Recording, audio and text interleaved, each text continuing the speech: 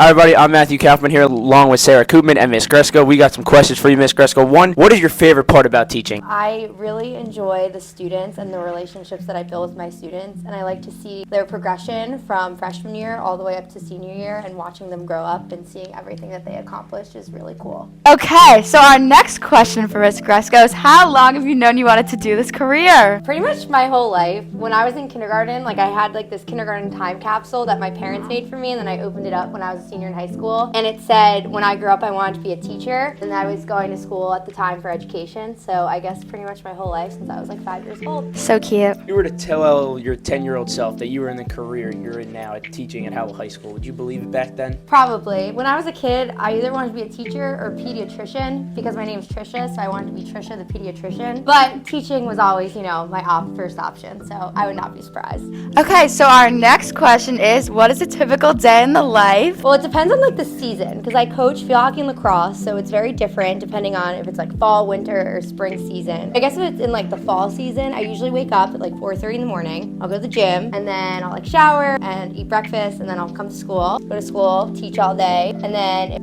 it's field hockey season, go to practice or we have a game, and then go home, make dinner. Usually I have to go food shopping because I never buy. I'm really bad at going grocery shopping one day a week. I go way too many times during the week, and then make dinner, shower again, go to bed. So looking back at this past season, as you mentioned, between coaching and teaching, what is it like for you now that you're in the off season? Are you looking at next season? Are you looking back at this season to get ready for next season? What kind of goes on inside of your brain during the off season? I'm always looking ahead. I never want to focus on the past, because obviously we're more concerned about the future and the future of the program, as well as the girls that are returning. So really looking at the schedule for next year, who we're playing against, what we need to do to get better, how we're going to get stronger, where people are going to be playing next year, always thinking about the future, and that next step I think is really important. Okay, so our next question is going to be, if you weren't a teacher, what other dream career would you have done? Ooh, I don't know. So many things.